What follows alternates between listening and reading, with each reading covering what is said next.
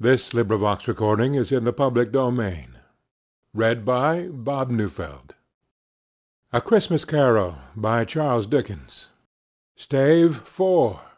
The Last of the Spirits. The phantom slowly, gravely, silently approached. When it came near him, Scrooge bent down upon his knee, for in the very air through which this spirit moved, it seemed to scatter gloom and mystery. It was shrouded in a deep black garment, which concealed its head, its face, its form, and left nothing of it visible save one outstretched hand. But for this it would have been difficult to detach its figure from the night, and separate it from the darkness by which it was surrounded. He felt that it was tall and stately when it came beside him, and that its mysterious presence filled him with a solemn dread. He knew no more, for the spirit neither spoke nor moved. "I am in the presence of the ghost of Christmas yet to come," said Scrooge. The spirit answered not, but pointed onward with its hand. "You are about to show me shadows of the things that have not happened, but will happen in the time before us," Scrooge pursued. "Is that so, spirit?" The upper portion of the garment was contracted for an instant in its folds, as if the spirit had inclined its head. That was the only answer he received. Although well used to ghostly company by this time, Scrooge feared the silent shape so much that his legs trembled beneath him, and he found that he could hardly stand when he prepared to follow it. The spirit paused a moment, as observing his condition, and giving him time to recover. But Scrooge was all the worse for this. It thrilled him with a vague, uncertain horror to know that behind that dusky shroud there were ghostly eyes intently fixed upon him, while he, though he stretched his own to the utmost, could see nothing but a spectral hand and one great heap of black. "Ghost of the future!" he exclaimed, "I fear you are more than any spectre I have seen. But as I know your purpose is to do me good, and as I hope to live to be another man from what I was, I am prepared to bear you company, and do it with a thankful heart. Will you not speak to me?" It gave him no reply. The hand was pointed straight before them. "Lead on," said Scrooge. "Lead on. The night is waning fast, and it is precious time to me, I know. Lead on, spirit."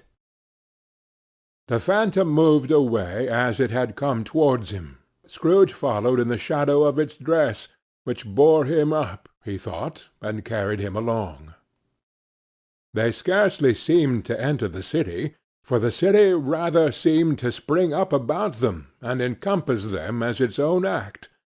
And there they were in the heart of it, on 'change amongst the merchants, who hurried up and down, and chinked the money in their pockets, and conversed in groups, and looked at their watches, and trifled thoughtfully with their great gold seals, and so forth, as Scrooge had seen them often. The spirit stopped beside one little knot of business men. Observing that the hand was pointed to them, Scrooge advanced to listen to their talk. "No," said a great fat man with a monstrous chin, "I don't know much about it either way. I only know he's dead." "When did he die?" inquired another. "Last night, I believe." "Why, what was the matter with him?" asked a third, taking a vast quantity of snuff out of a very large snuff-box. "I thought he'd never die."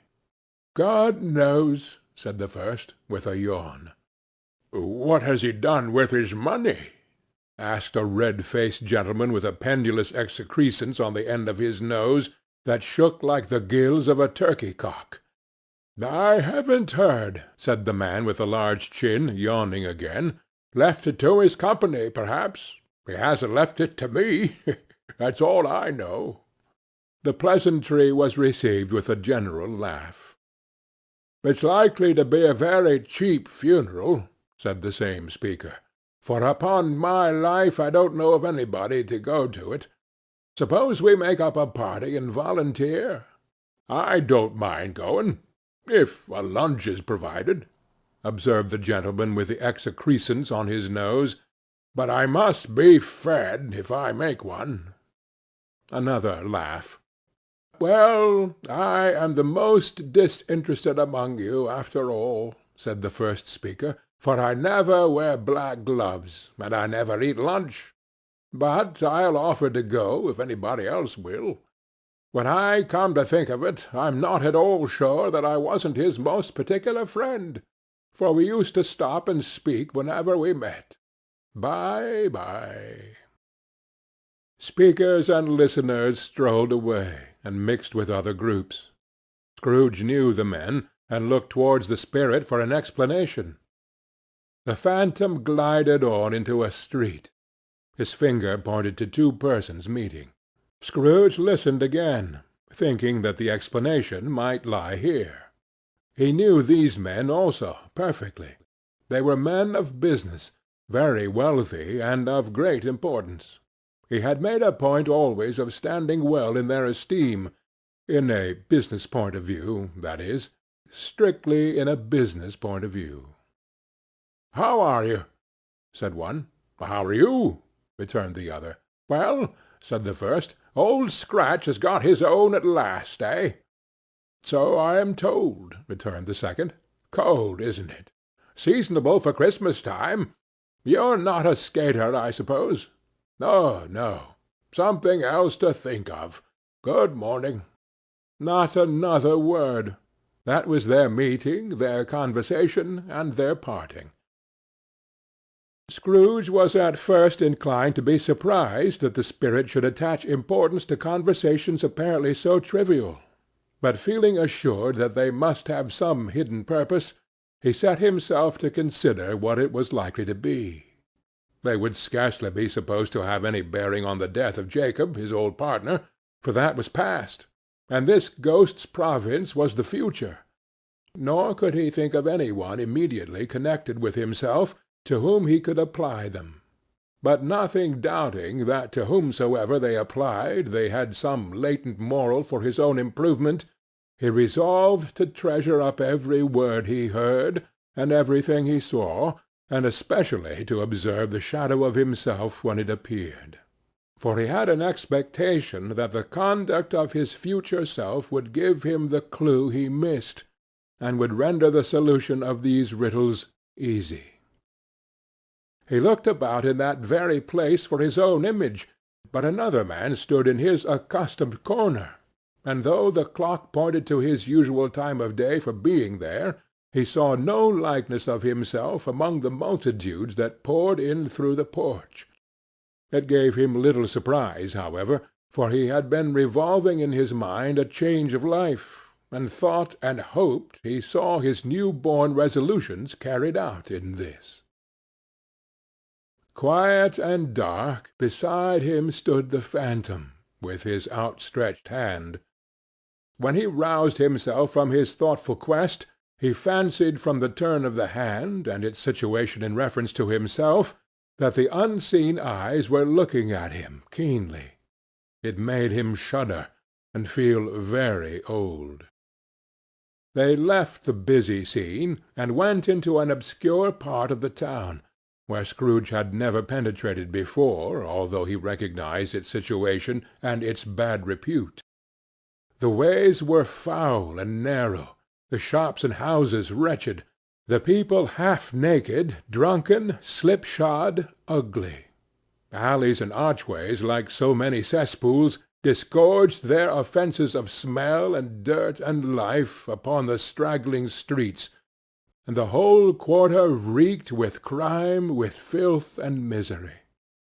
Far in this den of infamous resort there was a low-browed beetling shop below a penthouse roof, where iron, old rags, bottles, bones, and greasy offal were brought.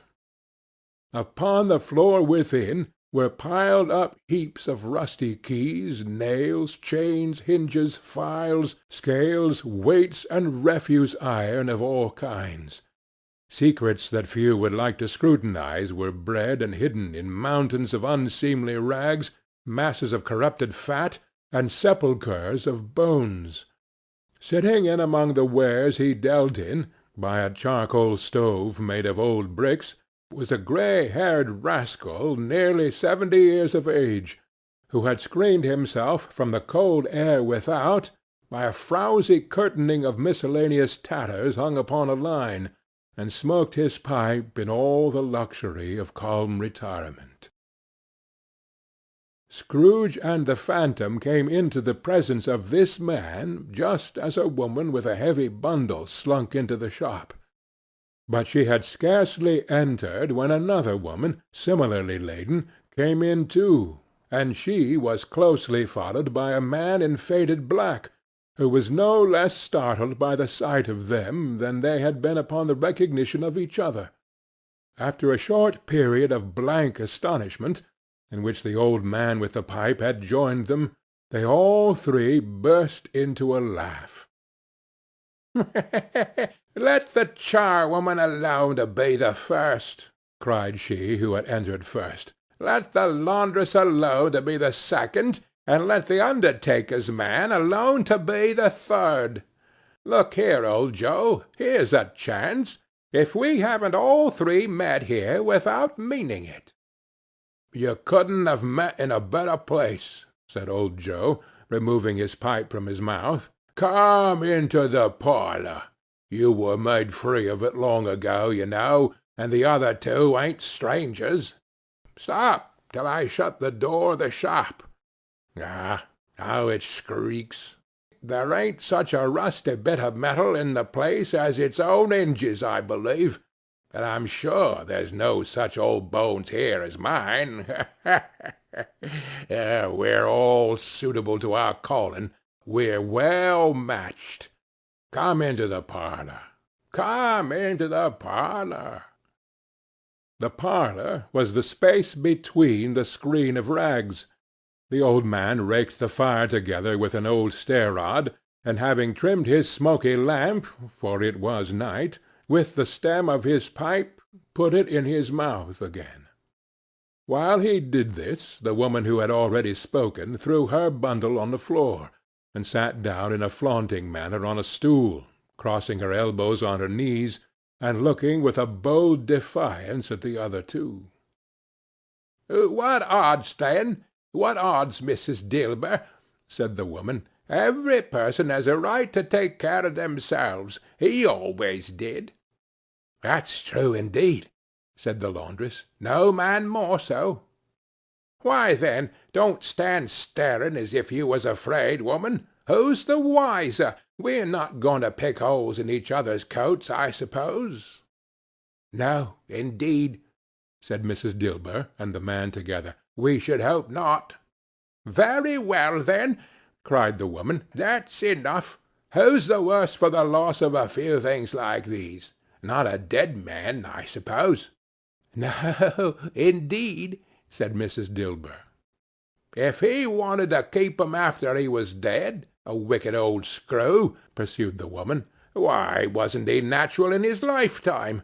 If he had been, he'd have had somebody to look after him when he was struck with death, instead of lying gasping out his last there, alone, by himself."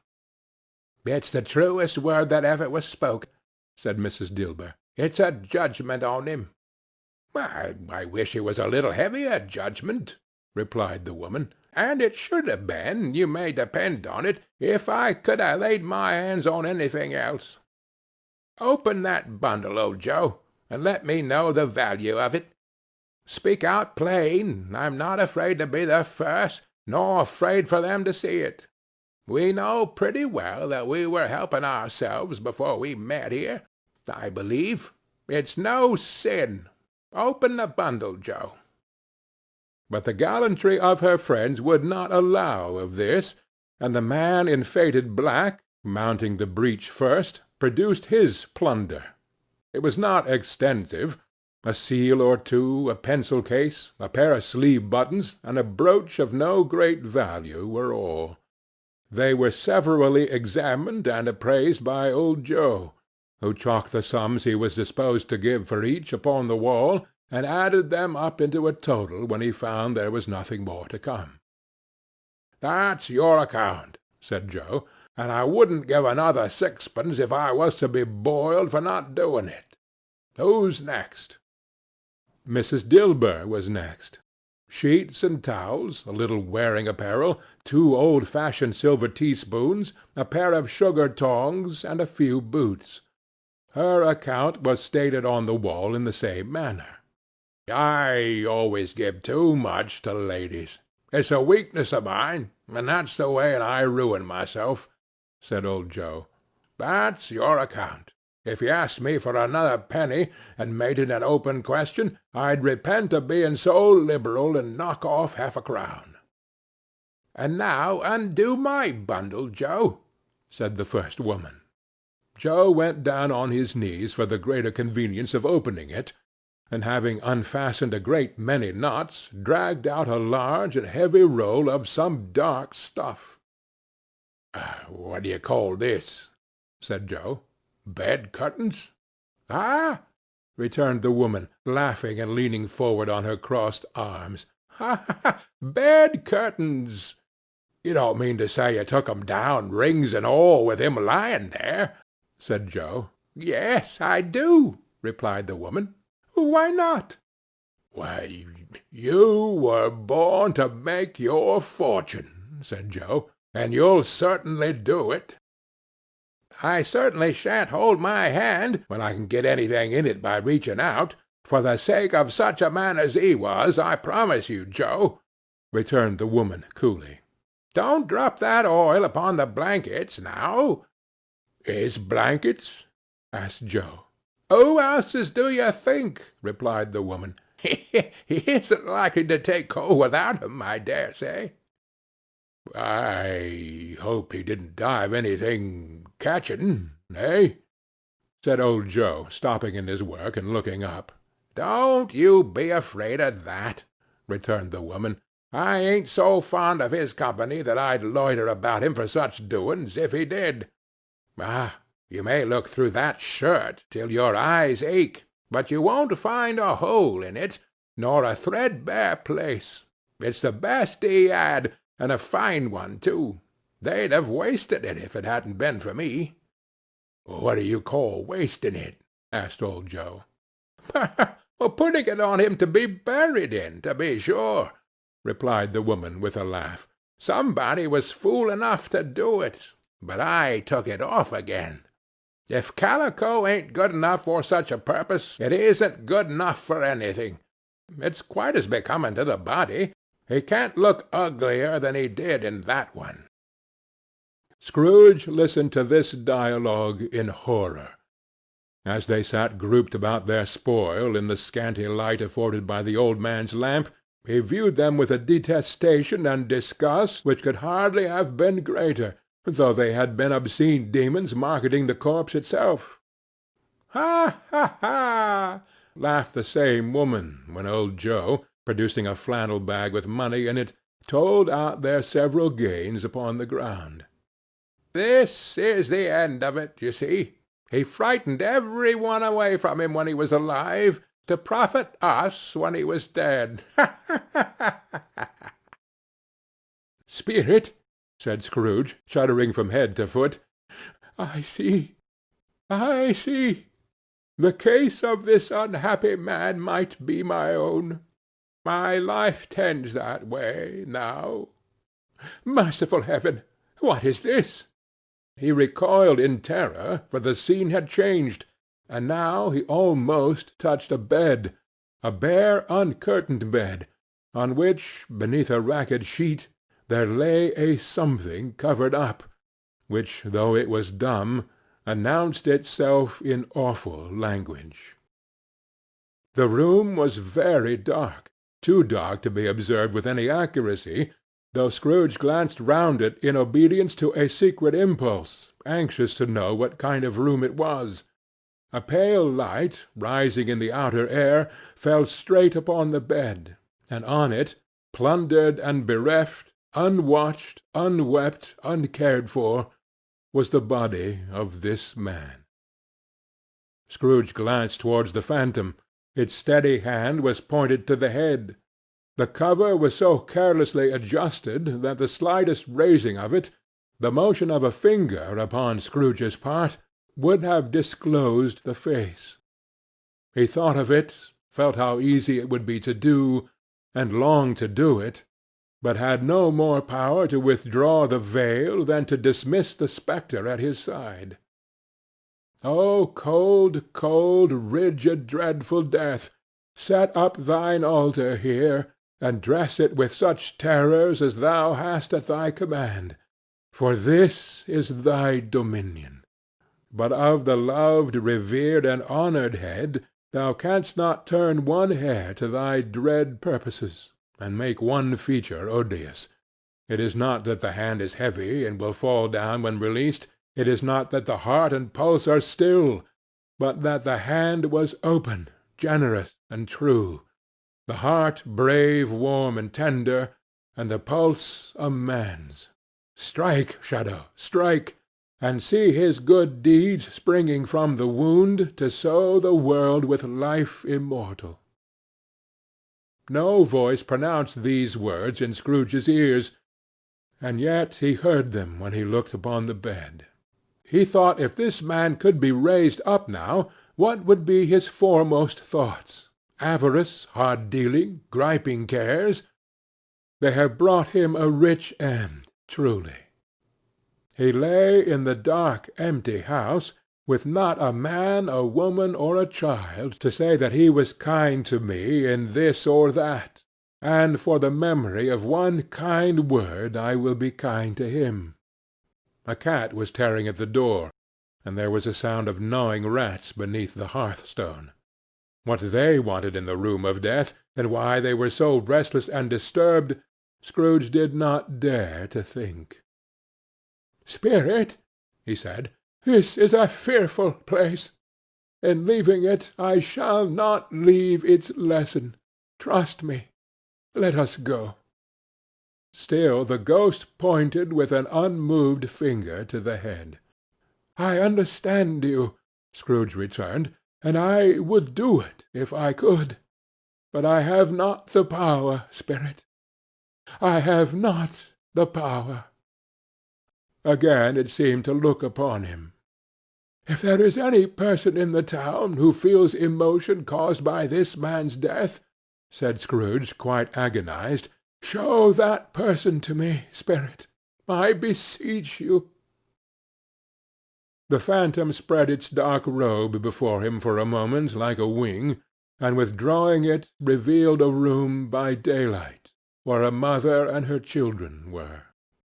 She was expecting some one, and with anxious eagerness, for she walked up and down the room, started at every sound, looked out from the window, glanced at the clock, tried but in vain to work with her needle, and could hardly bear the voices of the children in their play. At length the long-expected knock was heard. She hurried to the door and met her husband, a man whose face was careworn and depressed, though he was young. There was a remarkable expression in it now, a kind of serious delight of which he felt ashamed, and which he struggled to repress. He sat down to the dinner that had been hoarding for him by the fire, and when she asked him faintly what news, which was not until after a long silence, he appeared embarrassed how to answer. "Is it good," she said, "or bad?" to help him. "Bad," he answered. "We are quite ruined?" "No, there is hope yet, Caroline." "If he relents," she said, amazed, "there is. Nothing is past hope, if such a miracle has happened." "He is past relenting," said her husband. "He is dead." She was a mild and patient creature if her face spoke truth, but she was thankful in her soul to hear it, and she said so with clasped hands.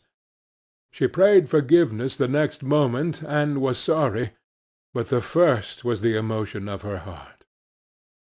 What the half-drunken woman whom I told you of last night said to me, when I tried to see him and obtain a week's delay, and what I thought was a mere excuse to avoid me, turns out to have been quite true. He was not only very ill, but dying then. To whom will our debt be transferred? I don't know, but before that time we shall be ready with the money, and even though we were not, it would be a bad fortune indeed to find so merciless a creditor in his successor. We may sleep to-night with light hearts, Caroline. Yes, soften it as they would, their hearts were lighter.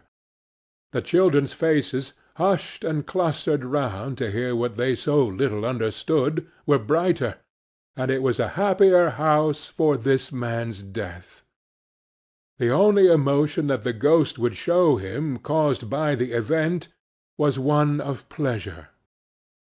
"Let me see some tenderness connected with a death," said Scrooge, "or that dark chamber, spirit, which we leave just now, will be for ever present to me." The ghost conducted him through several streets familiar to his feet, and as they went along, Scrooge looked here and there to find himself, but nowhere was he to be seen.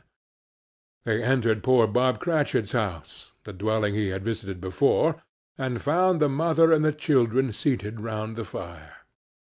Quiet, very quiet.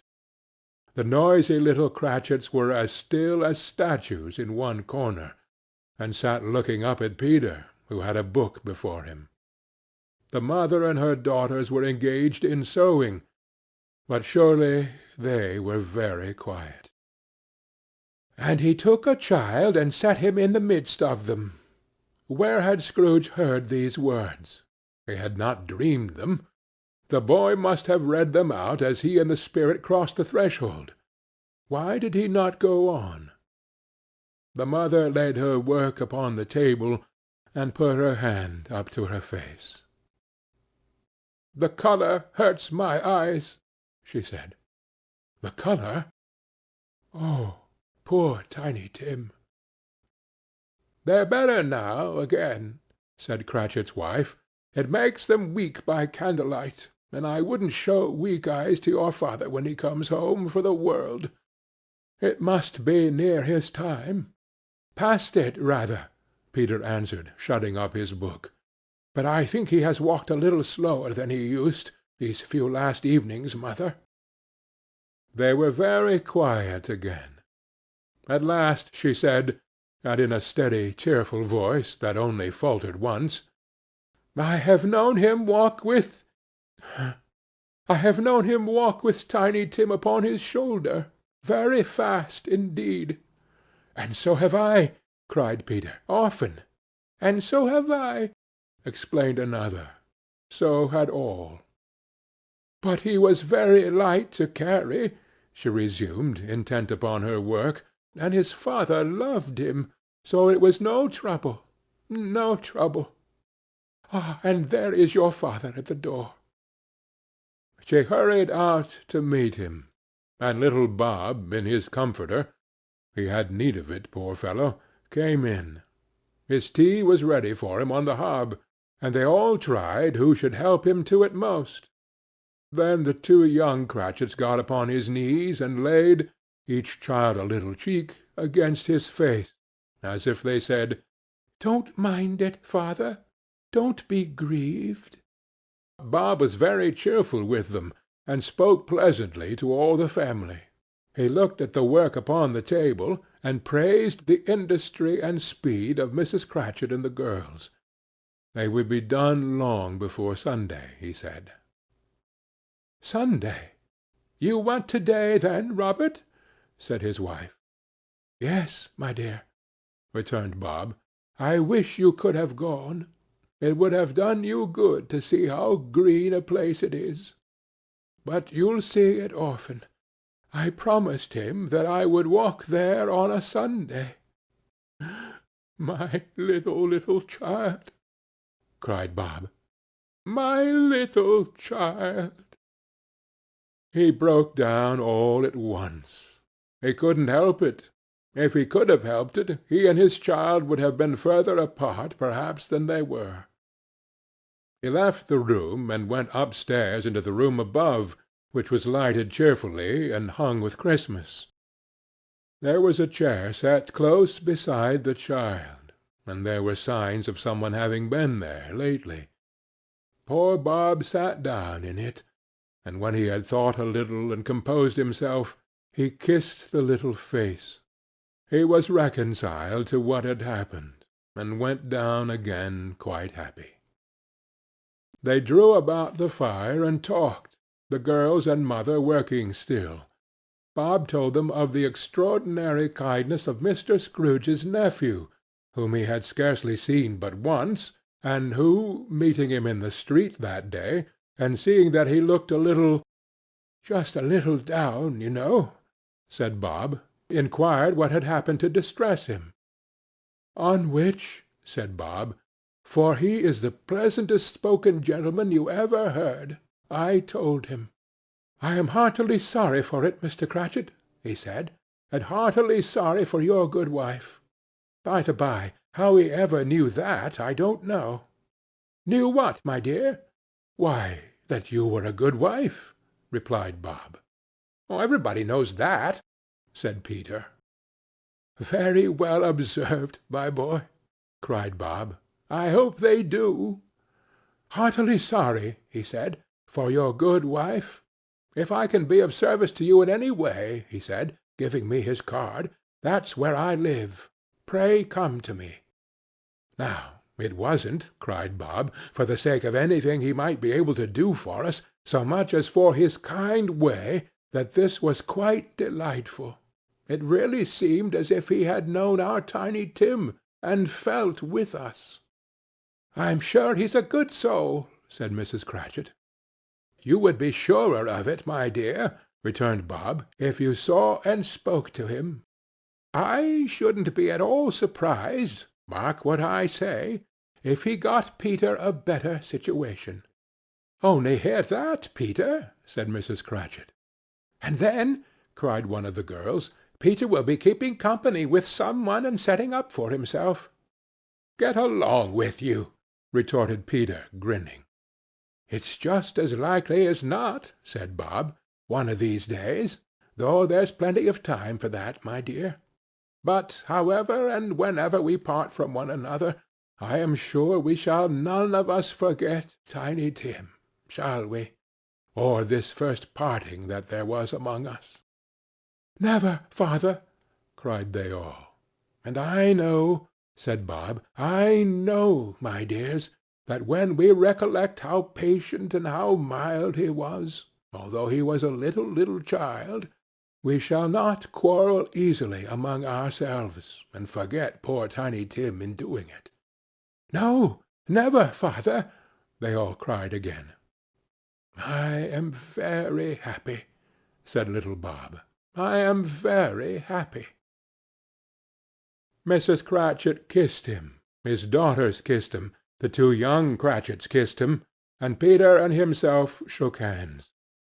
"Spirit of Tiny Tim, thy childish essence was from God."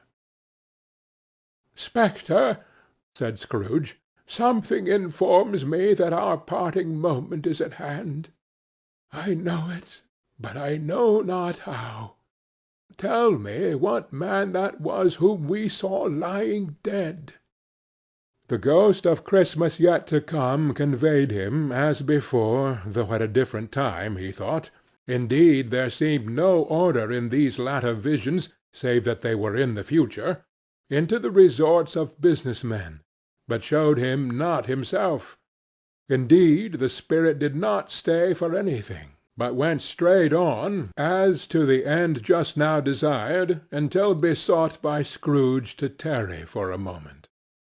"This court," said Scrooge, "through which we hurry now, is where my place of occupation is, and has been for a length of time. I see the house. Let me behold what I shall be in days to come." The spirit stopped. The hand was pointed elsewhere. "The house is yonder," Scrooge exclaimed. "Why do you point away?" The inexorable finger underwent no change. Scrooge hastened to the window of his office, and looked in. It was an office still, but not his. The furniture was not the same, and the figure in the chair was not himself. The phantom pointed as before. He joined it once again, and wondering why and whither he had gone, accompanied it until they reached an iron gate. He paused to look round before entering. A churchyard! Here, then, the wretched man whose name he had now to learn lay underneath the ground. It was a worthy place, walled in by houses, overrun by grass and weeds, the growth of vegetation's death, not life, choked up with too much burying, fat with repleted appetite. A worthy place. The spirit stood among the graves, and pointed down to one. He advanced towards it trembling. The phantom was exactly as it had been, but he dreaded that he saw new meaning in its solemn shape. "Before I draw nearer to that stone to which you point," said Scrooge, "answer me one question. Are these the shadows of the things that will be, or are they the shadows of things that may be only?" Still the ghost pointed downward to the grave by which it stood. "Men's courses will foreshadow certain ends, to which, if persevered in, they must lead," said Scrooge. "But if the courses be departed from, the ends will change. Say it is thus with what you show me." The spirit was unmovable as ever. Scrooge crept towards it, trembling as he went, and following the finger, read upon the stone of the neglected grave his own name, Ebenezer Scrooge. "Am I the man that lay upon the bed?" he cried upon his knees. The finger pointed from the grave to him and back again. "No, spirit! No, no, no!" The finger still was there.